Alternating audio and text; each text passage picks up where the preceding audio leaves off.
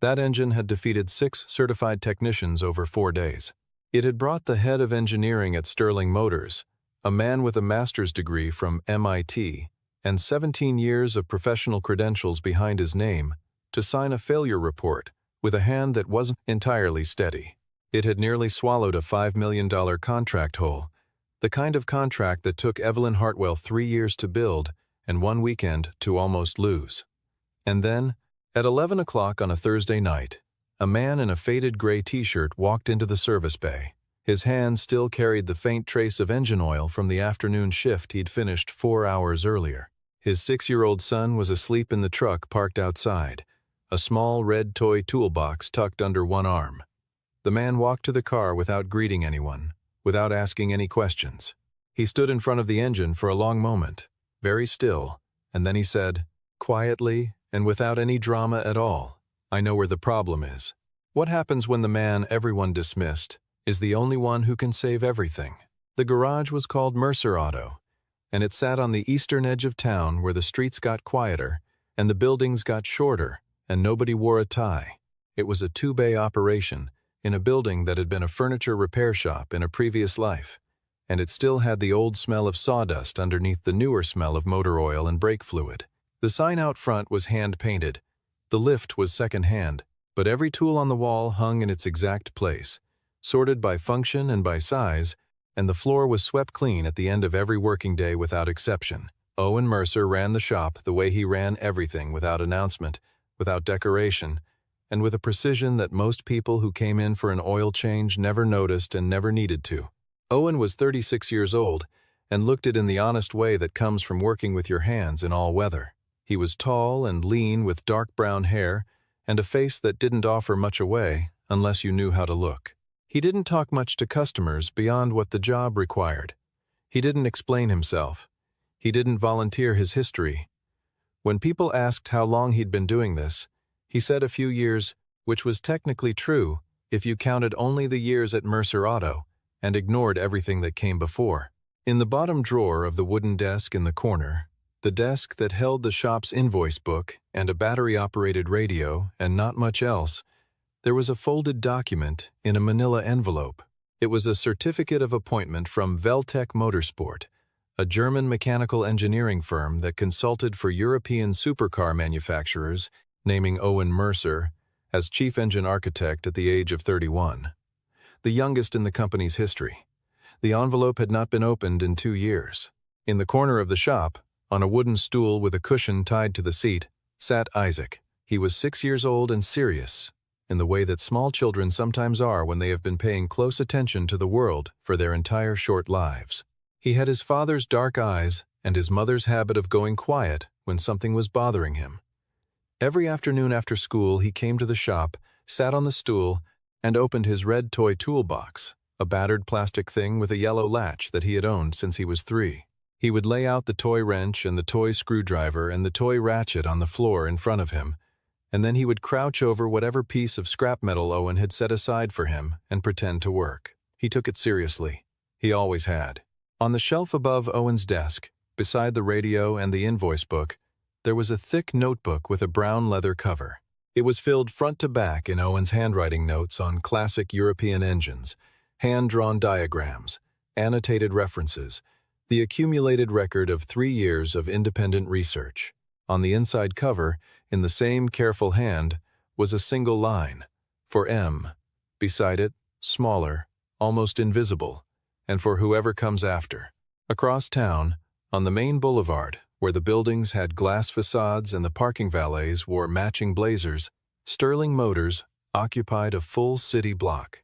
The banner stretched across the upper story of the building read, "Private Exhibition Special Classic Collection Friday, 7 p.m. It was the most important event on Evelyn Hartwell's calendar for the year, and it had been for the past 8 months. Evelyn was 32 years old and ran Sterling Motors with the kind of focused intensity that made her good at her job and occasionally difficult to be around. She had taken over the dealership from her father at 28, rebuilt the clientele in 3 years, and positioned Sterling Motors as the premier destination for classic and collector vehicles on the Eastern Seaboard. She was precise, she was demanding, and she did not believe in second chances for people who wasted her time. She also had not slept properly in 4 days. Isaac noticed the Sterling Motors banner through the shop window one afternoon, while Owen was finishing a brake job on a sedan. The boy pressed his nose against the glass and studied the photograph of the cars. Then he looked back at his father. "Dad," he said, "do you think you could fix those?" Owen glanced at the banner. He didn't answer. He turned back to the brake caliper and kept working. On Monday morning, Owen drove to Sterling Motors to pick up a parts order. He did this because the specific component he needed, a fuel delivery valve for a 1970s Italian roadster he was restoring for a private client, was only available through a supplier that Sterling Motors imported exclusively, and the wait time for a direct order was 6 weeks. Owen had called ahead. He had a confirmation number. He brought Isaac because school didn't start until 9, and it was only a quick pickup. He wore what he always wore: work pants, steel-toed boots, a clean but well-worn jacket. Isaac carried his red toolbox, as he almost always did when they went anywhere together, the way other children carry stuffed animals. The showroom floor of Sterling Motors was everything Mercer Auto was not: high ceilings, recessed lighting, cars displayed like sculpture on platforms of polished concrete. The staff moved in quiet clusters and spoke at the volume of a library. Owen went to the parts counter, gave his confirmation number, and waited. Isaac stood beside him and looked up at a silver 1962 Ferrari on the nearest platform with an expression of pure, uncomplicated awe. Jason Caldwell came through the door behind the counter before the parts clerk could respond to the confirmation number. He was the head of technical services at Sterling Motors, 40 years old, broad-shouldered, with the particular confidence of a man who had never in his professional life been told he was wrong by anyone whose opinion he respected. He looked at Owen once, from the top of his head to the toes of his boots, with the efficient thoroughness of a man cataloging something he intends to discard. Then he looked at Isaac and at the red plastic toolbox. He said, loudly enough for the nearest cluster of staff and the 2 customers browsing the showroom floor to hear without difficulty, "This counter isn't a walk-in service desk for backyard mechanics. If you need parts, there's an auto supply warehouse on Route 9. He paused for exactly long enough to make the next part land. "And bring your kid to a place like this again, and I'll have security escort you out. This isn't a playground." The showroom went quiet in the small, specific way that spaces go quiet when something has happened that everyone present has decided not to acknowledge. One of the browsing customers turned slightly away. A staff member near the far wall found something on her clipboard to look at. Isaac stopped looking at the Ferrari. He looked down at the red toolbox in his hands instead, and then he pressed it against his chest. Owen did not raise his voice. He did not change his expression. He looked at Jason Caldwell for approximately 2 seconds, a look that was perfectly flat and perfectly still, and somehow more uncomfortable than anger would have been, and then he looked at Isaac. He said nothing to Caldwell. He simply waited at the counter until the parts clerk, clearly wanting the interaction to end, processed the confirmation number and brought the component from the warehouse. Owen signed for it, tucked the box under his arm, and walked to the door. Isaac fell in beside him. Just before they reached the exit, Isaac said quietly, "Dad, let's go." And they did.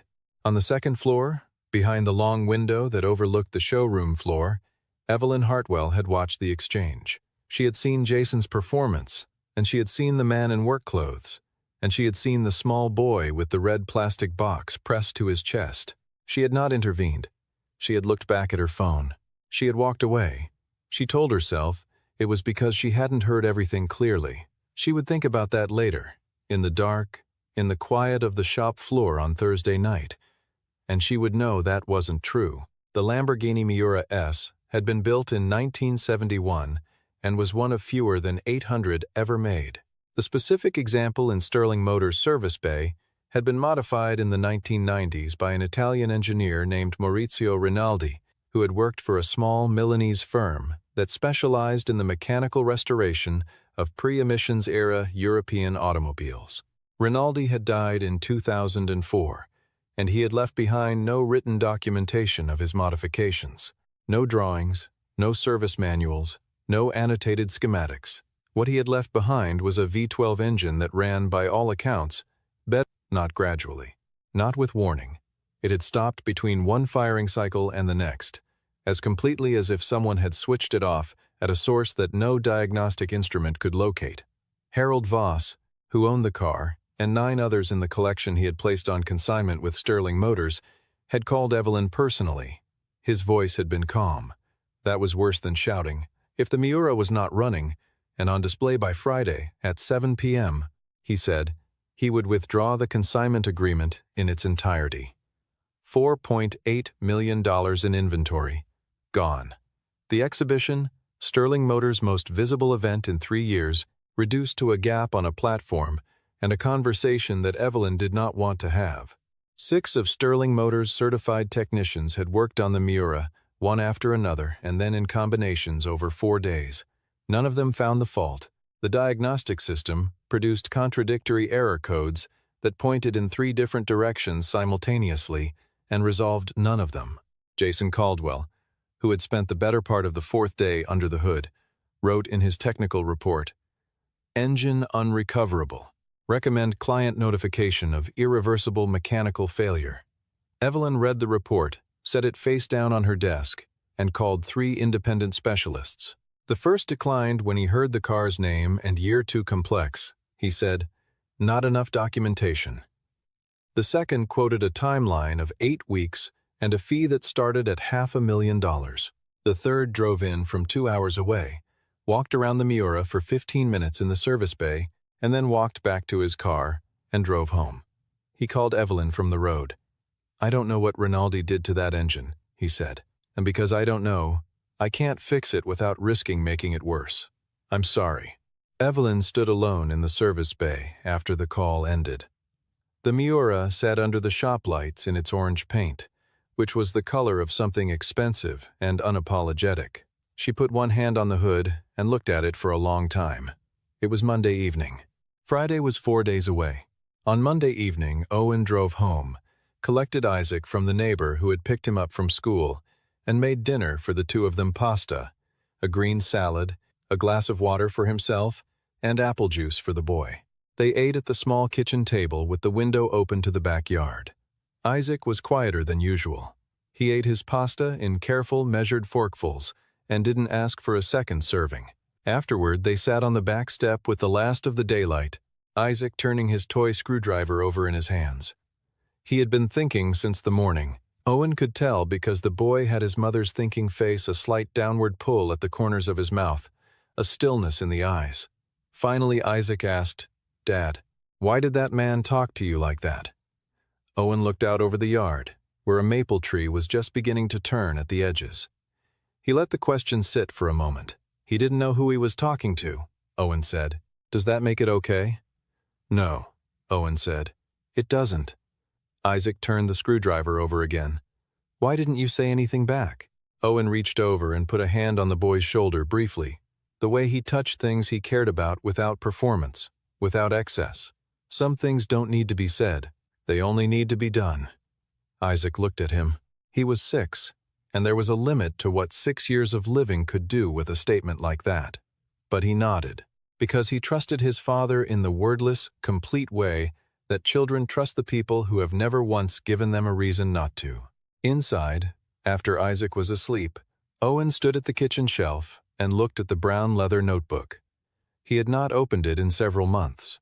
It held, among other things, 47 pages of research on Maurizio Rinaldi's engineering methodology, the culmination of 3 years of independent study that Owen had pursued alongside his work at Veltec Motorsport during the years when he had still believed he would one day write something definitive and useful about the way certain engineers understood machines not as mechanical systems, but as acoustic ones. Rinaldi had been the greatest of these. He had designed engines the way composers write for string quartets, each component calibrated not just for function but for resonance, for the specific frequency at which the whole assembly would operate as a single coherent system rather than a collection of individual parts. The research had begun as professional interest. It had become something close to obsession. And then Mara had died, on a Tuesday afternoon in November, on a road she drove every day, and Owen had closed the notebook and put it on the shelf, and driven himself and a 3-year-old Isaac back to this town where he had grown up, and opened the shop, and not looked back. Not because he was afraid of looking back, but because there was a boy who needed a father who was present, and Owen Mercer, above all things, knew how to be present. Tuesday brought no progress for Evelyn. She brought in a restoration team from the city specialists with a strong reputation for pre-war European vehicles. They worked through the day. That evening, their team leader sat across from Evelyn in the conference room and was honest in the way that only people who are genuinely stumped can afford to be. "Whatever Rinaldi did to that engine," he said, "he did it according to a logic that doesn't exist in any documentation I've ever encountered. The modifications are there, we can see them, but we don't understand the system they create. We're afraid to go further without that understanding, because the wrong move could cause irreversible damage." He paused. "I think the person who can fix this engine is someone who has spent a great deal of time specifically studying how Rinaldi worked. Not just classic car mechanics, Rinaldi himself." On Wednesday morning, Jason Caldwell proposed using a substitute vehicle, a Miura, from 1969, that was close enough in appearance that most guests at the exhibition would not know the difference. Evelyn rejected this in under 10 seconds. "That's not Harold's car," she said. "It's not what we agreed to display. We don't do that." Jason gave her a long look. She gave it back without blinking, and he left the room. Evelyn was not a sentimental person, and she was not particularly given to principle for its own sake, but there were lines she did not cross in business. She had watched her father cross them, and she had watched what they cost him, in the end, and she had decided early that her version of Sterling Motors would not be built that way. On Thursday morning, Diana set a single sheet of paper on Evelyn's desk and stood back without saying anything. The paper had 2 items on it. The first was a name, Owen Mercer, Mercer Auto, followed by an address on the east side of town. Below the name Diana had written, in her precise small handwriting, what a contact in the industry had told her. Owen Mercer, former chief engine architect, Veltec Motorsport, left the company 3 years ago. Has not returned to the industry. He wrote the most comprehensive existing analysis of Rinaldi's engineering methodology, an unpublished thesis that is cited in 2 academic papers and 1 industry journal. Currently operates a one-man auto repair shop. Single father. Evelyn read the page twice. She looked at Diana. "This is the man from Monday." It was not a question. Diana said nothing. She didn't need to. Evelyn looked out the window for a moment and then said, "Set up a meeting for tonight." She paused. "I'll go myself." Owen was finishing the last job of the day, a routine coolant flush on a pickup truck, when he heard footsteps behind him that didn't belong in his shop. Heels on concrete have a specific sound, and that sound had no business being in Mercer Auto at 8:30 on a Thursday evening. He rolled out from under the truck and stood up. Evelyn Hartwell was standing in the doorway of the bay, her jacket still on, her dark hair pulled back, a leather portfolio under one arm. Diana stood a step behind her. Owen recognized Evelyn immediately. She was the woman on the second floor, the one who had looked down at the showroom and then looked away. She recognized him, too. He could see it in the slight adjustment in her posture. Not an apology, not yet, but an acknowledgement that she owed him something she wasn't entirely sure how to pay.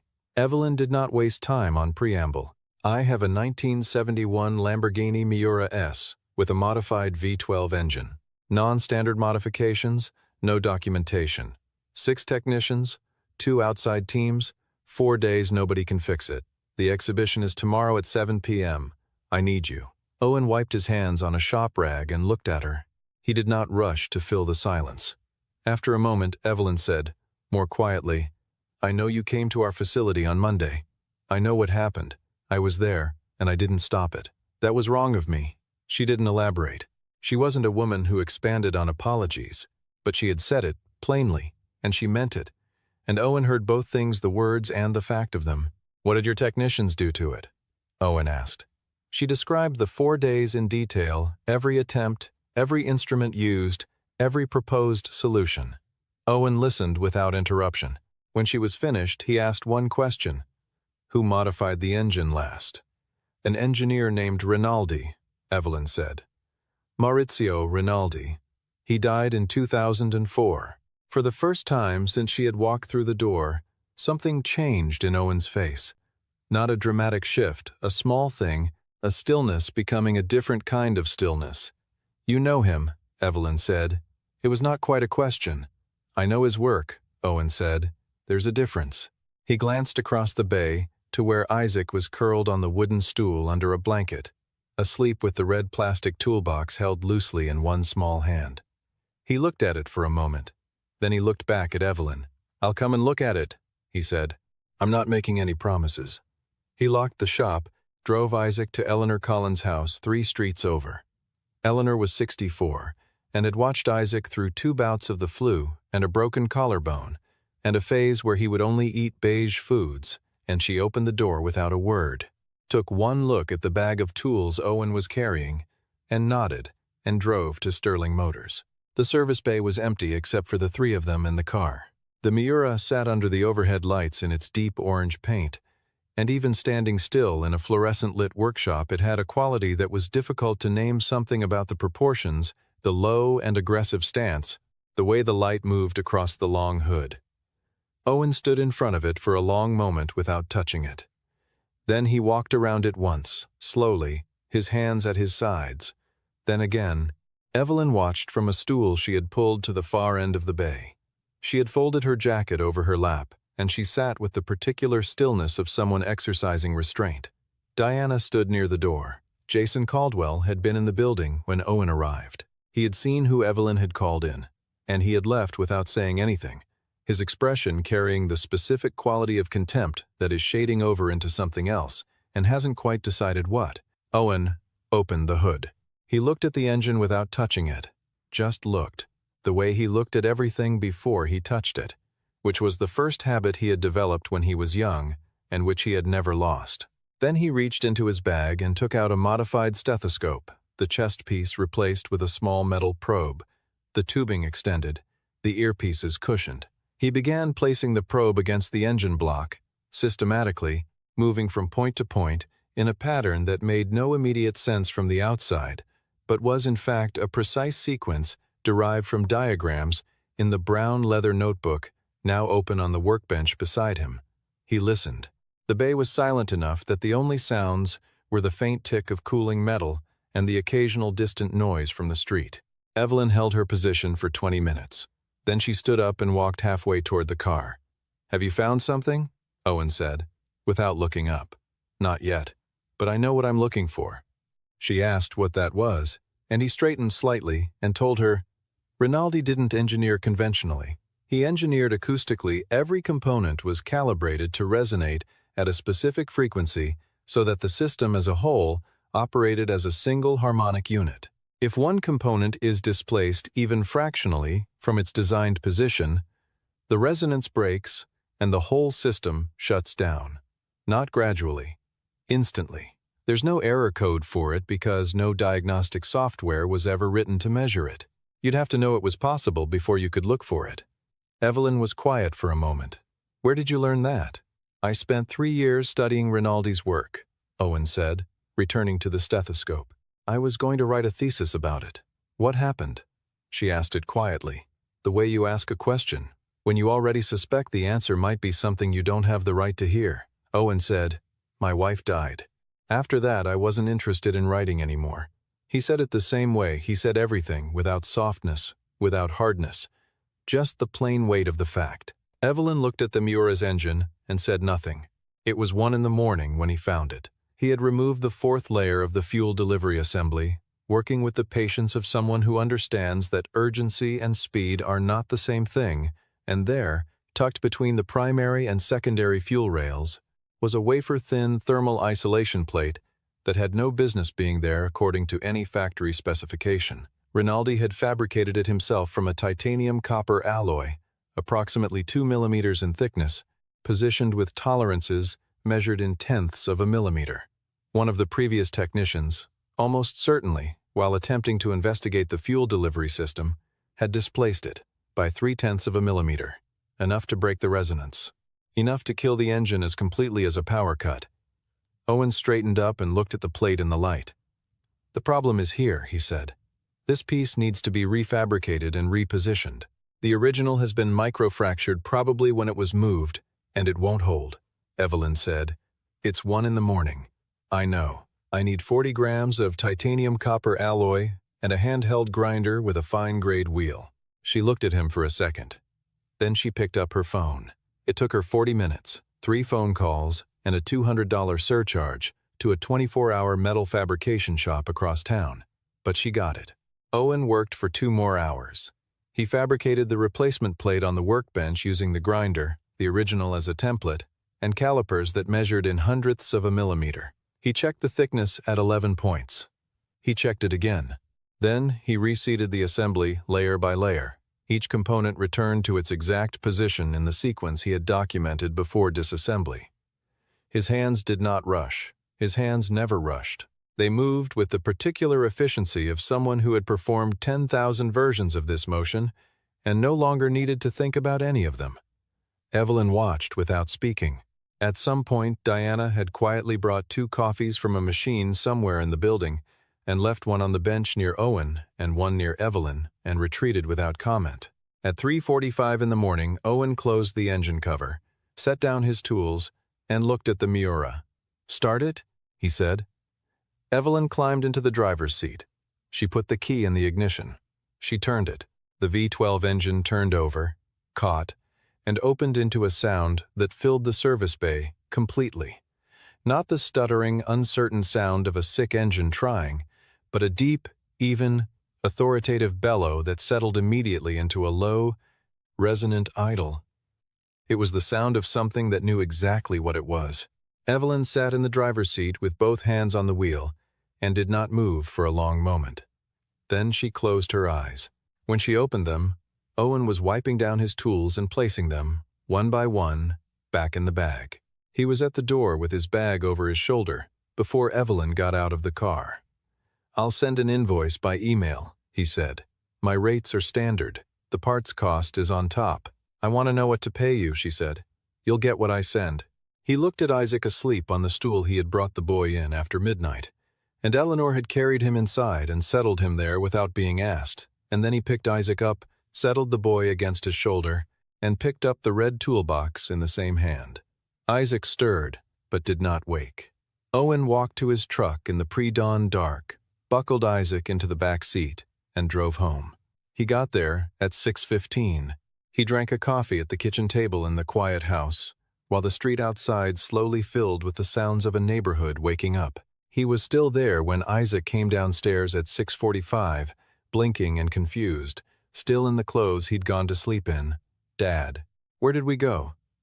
"I fixed a car," Owen said. "A nice one," Isaac said, not as a question, more as a statement of what he expected from his father's nights. "Yes," Owen said. "I think you'd like it." Diana put a tablet in front of Evelyn at 7:30 that morning, before Evelyn had finished her first coffee. On the screen was an article from a German automotive engineering journal, dated 2019. The headline read, "Veltec Motorsport appoints Owen Mercer as chief engine architect youngest in company history."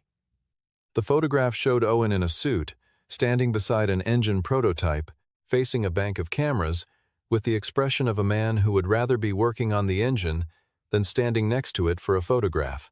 Below the article, Diana had pulled up a citation from an academic paper on pre-emissions European powertrains, a paper from 2020 that referenced, in a footnote, an unpublished research thesis by Owen Mercer of Veltec Motorsport's research division, described as the most thorough existing analysis of Rinaldi's engineering methodology. Diana said, quietly, "He didn't just know about Rinaldi. He is the foremost living authority on Rinaldi's work."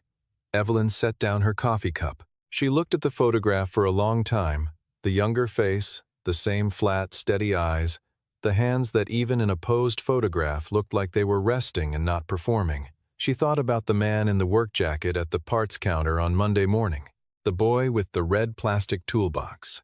The way Owen had looked at Jason Caldwell for exactly 2 seconds and said nothing and walked out. She thought about all the things that look had contained, and all the things he had not bothered to say because he hadn't needed to. She picked up her coffee again. "Where is Jason?" she asked. Diana told her. "Send him in," Evelyn said.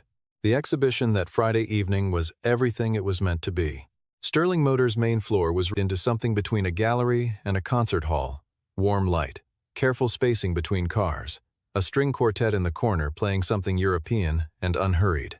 The guests came in their good clothes and moved slowly between the vehicles, with the particular reverence that expensive, beautiful things tend to produce in people who can afford them. At the center of the display, on the raised platform in the middle of the room, the 1971 Lamborghini Miura S sat in its deep orange paint, under a light that had been angled specifically to catch the curves of the hood. Its engine was running. The sound it produced was barely audible in the room, a low, settled vibration that you felt more in your chest than heard with your ears, but it was there, and it was perfect, and every person in the room who knew anything about these cars knew what it meant that it was there. Harold Voss arrived at 7:15, 20 minutes past the start time, the way men of his particular standing arrive at events unhurried, aware that the room will wait. He was 72, white-haired, and had the bearing of someone who had spent 60 years surrounded by things of exceptional quality and had developed the ability to recognize them without effort. He walked straight to the Miura and put his hand on the hood above the engine and felt the vibration and stood there for a moment with an expression that was not public. Then he found Evelyn. "You did it," he said. Not an accusation, not excessive praise, simply a statement from a man who had not entirely believed it would be done. "I had help," Evelyn said. Harold looked at her carefully. He had done business with Evelyn for 3 years, and he had never heard her use that particular word in relation to herself. "Who?" Evelyn said. "Owen Mercer." Harold Voss was quiet for the span of 3 seconds. Then he said slowly, "The Mercer who wrote the Rinaldi thesis." "Yes." "Good God." He looked at the Miura and then back at her. "I read that thesis before it was even finished. A colleague at Veltec sent me 40 pages of it as a draft. I thought whoever wrote it must have spent half a lifetime on it." He paused. "What is he doing now?" "He has a small shop," Evelyn said, "on the east side. He does general repair work." Harold looked at her with an expression that was not quite pity and not quite admiration, but somewhere between the two, aimed at life itself and the strange arrangements it produced. "Some men choose the life they choose," he said. "That's worth respecting." He moved away to rejoin the other guests. Evelyn watched him go, and then she looked at the Miura, and then she looked at the space above the street through the tall windows. She stayed there for longer than the evening required. Jason Caldwell had been reassigned on Friday morning. Not dismissed, Evelyn was not careless about employment, and what Jason Caldwell had done at the parts counter on Monday was not a terminable offense in any legal sense. But he had publicly belittled a customer on her premises, and that customer had turned out to be the only person in the relevant professional world capable of fixing the problem Jason himself had declared unfixable. The reassignment was to a standard technician role, 2 levels below his previous position. There was no performance review, no disciplinary letter. Evelyn simply told him, in the same tone she used to discuss quarterly inventory projections, what his new role was and when it would begin. Jason had stood in her office with his jaw set and had not argued, because there was nothing to argue. He knew what he had done, and he knew what it had cost, and the calculation required no explanation from either party. Owen's invoice arrived on Saturday morning, as promised. The number was reasonable in the way that the invoices of people who are very good at things and have stopped needing to charge what they're worth tend to be reasonable. Evelyn looked at it for a moment, and then did the math. And then she opened her banking application and transferred 3 times the invoiced amount into the account listed. She did not include a note. She assumed he would understand. He did. He saw the notification while he was halfway through pulling the engine on a 1990-something sedan that had come in that morning. And he looked at the number on the screen, and he felt something that was not surprise. He had expected something like this from Evelyn Hartwell, whom he had assessed correctly in the first 20 minutes, and then he put the phone in his pocket and went back to the engine. 3 days later, a white envelope arrived at the shop by regular mail. Inside was a business card plain, heavy stock, the name Harold Voss, in small capital letters with a phone number and nothing else. On the back, handwritten, "When you're ready to talk not about cars, but about what you still want to do, call me." Owen held the card for a moment. Then he put it on the shelf beside the brown leather notebook. On Sunday afternoon, Owen took Isaac to the park 2 blocks from their house. It was the kind of afternoon that exists specifically to make cities feel habitable. The temperature exactly right, the light coming through the trees at a useful angle, the benches occupied by the kinds of people who have nowhere more important to be. Owen sat on the bench nearest the oak trees with a thermos of coffee. Isaac ran in wide circles with his red toolbox, performing some elaborate private operation that involved inspecting the bases of trees for structural faults. Owen watched him and drank his coffee, and was thinking about nothing in particular when he heard footsteps on the path and looked up. Evelyn Hartwell was walking toward the bench from the direction of the main gate. She was wearing something that wasn't work clothes, which made her look like a slightly different version of herself. Same posture, same economy of movement, but without the professional architecture. She had recognized him before he recognized her. She stopped about 6 feet away, and they looked at each other. Neither of them said anything for a moment, which under other circumstances might have been awkward, and under these circumstances simply was what it was. Isaac came pelting back from the tree line, skidded to a stop, looked at Evelyn, and looked at his father. "Do you know her?" he asked. "Yes," Owen said. Isaac looked at Evelyn. "Does he know you because of cars?" Evelyn glanced at Owen. Something moved at the corner of her mouth. "He helped me fix one," she said. Isaac considered this. "Was it a good one?" "Very good," she said. Isaac nodded, satisfied with this answer as a complete account of the matter, and ran back to the trees. Owen moved along the bench slightly, not an invitation, not its opposite, just space. Evelyn sat down. They were quiet for a moment, watching Isaac conduct his inspection at the base of a particularly large oak. Evelyn said, "You received the transfer." "Yes," Owen said. "You didn't object.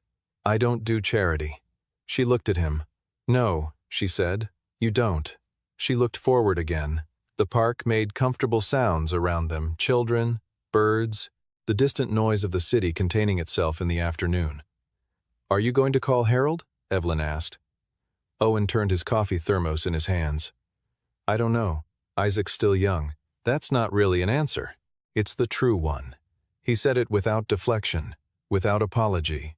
She looked at him for a moment and then looked back at the field where Isaac was now sitting cross-legged on the grass with his toolbox open, arranging the contents in a row in front of him, with the seriousness of someone conducting inventory. Evelyn said, "What you did Thursday night, not just the technical part, the whole thing. Most people in your position would have let Sterling Motors fail. Most people in my position weren't there," Owen said. She turned and looked at him directly for the first time since she had sat down. He looked back. "If there's ever a day when you want to do something more than repair ordinary cars," she said, "I would like to be the first person you call." Owen held her gaze. "Why?" She paused for a moment, not because she didn't have the answer, but because she was deciding how much of it was appropriate to give. "Because I know what I did on Monday," she said, "and I don't like being in debt." She stood, tucked her hands in her jacket pockets, and walked back the way she had come unhurried, not looking back, her footsteps steady on the path until the trees came between her and the bench. Owen watched until she was gone. Then he looked at Isaac, who had finished his inventory and was now holding up the toy wrench and examining it against the light, with the expression of a craftsman evaluating a tool. Isaac said, without looking up, "Did she leave already?" "Yes. She seemed okay." Owen looked at the path where Evelyn had walked. The light through the trees made a pattern on the ground that shifted and settled, shifted and settled. "She might be," he said. Isaac accepted this with his characteristic efficiency, put the wrench back in the toolbox, and snapped the yellow latch closed. He brought the box over and set it on the bench between them, red plastic, worn at the corners, the paint on the latch scratched from 4 years of use. He climbed up beside it and leaned against his father's arm. Owen put his arm around the boy. They sat there while the afternoon did its slow, unhurried work around them, and the red toolbox sat between the man and the space he had made on the bench, small and present and still.